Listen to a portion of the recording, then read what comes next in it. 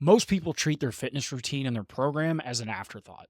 They know they need to go to the gym, so they do. But they usually just end up picking their favorite influencer's workout of the day or find some generic program online and do that and then hop from one to the next. And usually these same people end up 6 to 12 months later being pretty close to where they started. And I was one of them. And this is because a lot of people have their fitness like any other area of their life on autopilot. You see, goals require a system in order to be achieved, and a system requires specific inputs in order to get a particular output. Our training programs, or the routines that we choose to do, are a behavioral system.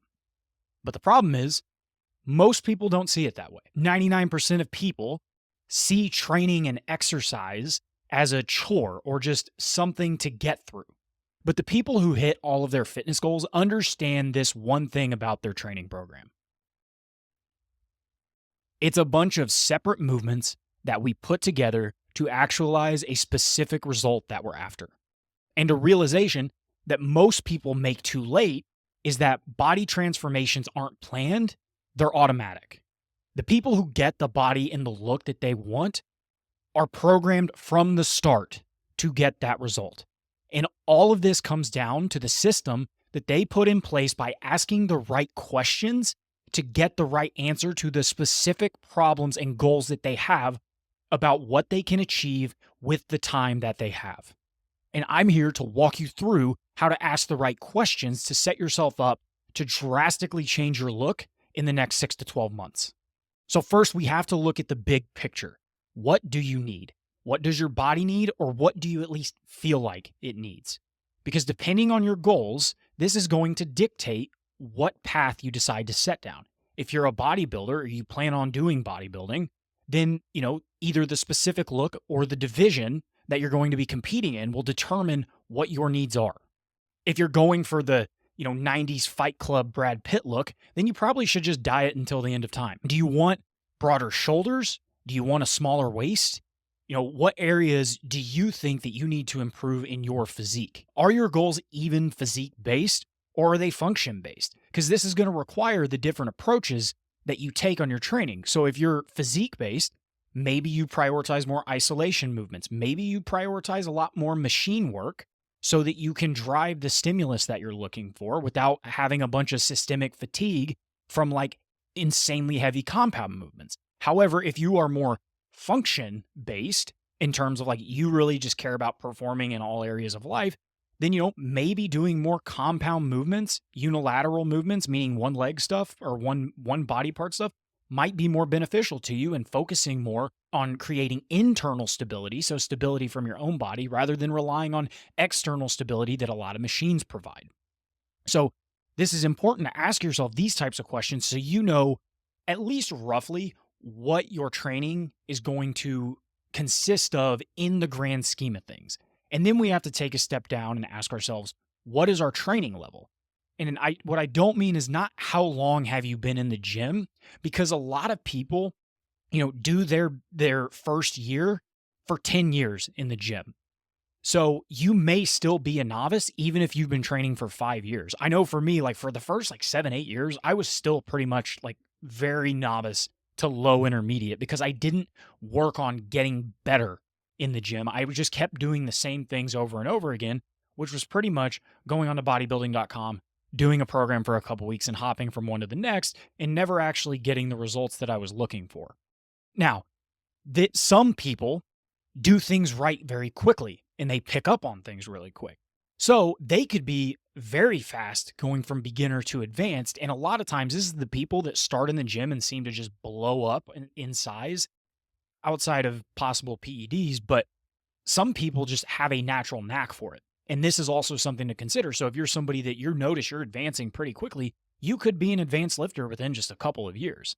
So it's important to understand, and be honest with yourself. Have you just been doing, your first year for 10 years? Or are you progressing faster than what most people do? And maybe you need to actually get a coach to step it up a notch. And so the way that you can think about this is, in general, a beginner, obviously, you're brand new. You just need to get to the gym, start lifting weights. You're going to put muscle on pretty quickly as long as you're training somewhat close to failure. You don't really have to try. A novice is you're still progressing in your load on a week to week basis. You're adding 5, 10 pounds every week like like it's your job. And it's really not that difficult. Once you start getting into that intermediate level, your progression is still happening, but it's more over like a month to month. And maybe, you're only increasing load every other week or even every couple of weeks. And you're adding like little bitty microweights. You're adding the 2.5s, maybe the 1 pound plates if you bought those. But you really need to start at this point dialing in volume and start to really think about how you can improve your technique in order to also stimulate muscle to grow more. And then advanced is like you might be only progressing every month, but honestly, few people are here. And if you're at this level, there's a chance you may not even be watching my channel at this point. But all of your training requires a ton of structure just due to the amount of high fatigue that happens once you get to that advanced stage. Now, whenever you're starting to formulate, what kind of program do I need to do, or how is my entire program going to look? You also need to think about what can you actually stick to, not what do you want to.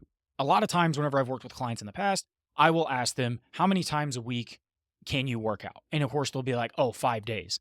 And then of course, as I'm working with them, I'll notice like they can only actually go to the gym consistently 3 days a week. This is not the time to sit here and think, what is my ideal amount? This is what can I actually do and what can I actually stick with? Because consistency over the long haul is the most important. And splitting things up into a 5-day program when you can only do a 3-day is leaving a ton of gains on the table. When in reality, it would probably be better for you to do like 3 full body days and then maybe have an extra couple of optional days if you actually can that week. But the point is, you need the bulk of your program to be what you can actually stick to, not what you want to, because we inflate in our heads what we can actually do. So just something to consider, like you have to be honest with yourself on this.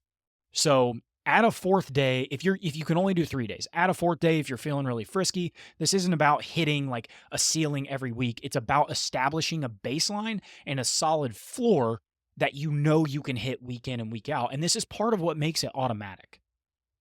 And then you have to ask yourself, what can you keep doing over and over? People they'll see something cool online, like a new exercise program or training routine or philosophy, and, they'll buy the whole program and then end up hating it. And thus they don't get results because they don't apply the effort that they need to in order to achieve that. Do what you enjoy. And the same goes for exercises. Just because one exercise isn't necessarily optimal doesn't mean it's not optimal for you. I'm not big on bent over barbell rows personally, just because the amount of fatigue that I get from it. But some people love them. And if they love them, they're going to continue to push them. And you're going to get more size doing that than you are doing like a machine row that you hate doing. Therefore, you're not going to put in the necessary effort in order to actually build the muscle and stimulate the muscle to grow. Right now, I hate barbell back squats with a burning passion, so I don't do them anymore.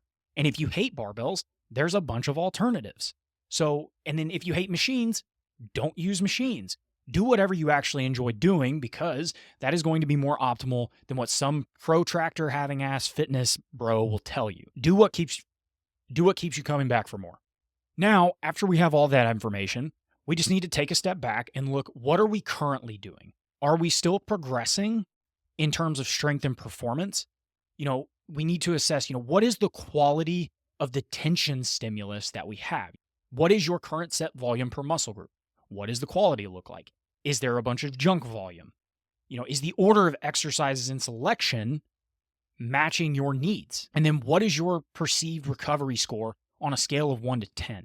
All of these questions are going to hopefully guide you down a route where you know exactly where you are and where you want to go. Because at the end of the day, that is what a goal is. It's discovering where you're at now and where you want to be and mapping a course in order to actually get there.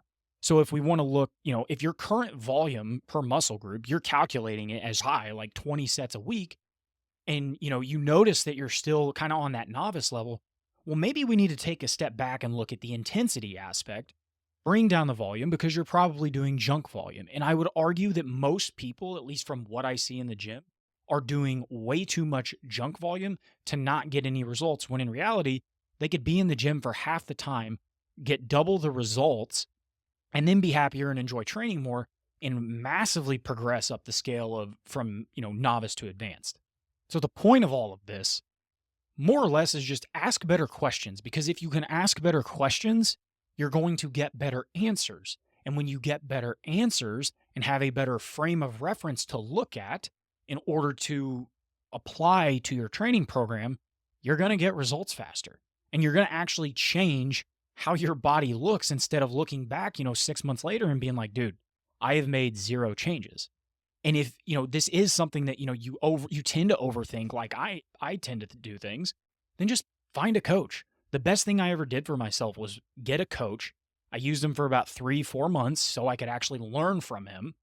And all the best coaches are going to work that way. Their goal a lot of times is to instill you with the tools so that if you want to just be able to do it for the rest of your life, they don't want you to have to need a coach forever. They want to be able to teach you the things so you can learn, apply, and then take it for the rest of your life. So with that being said, I hope this kind of helped you, figure out what types of questions that you need to ask yourself so you can ultimately, progress a lot faster towards your goals. And if any of this did help you, please leave a comment in the description, or if you have any other follow-up questions on anything I talked about, leave it in the comments, because that's a lot of stuff that, I take inspiration from to put more content out on. And then I would love to also be able to do a potential Q&A video for you. So with that being said, peace.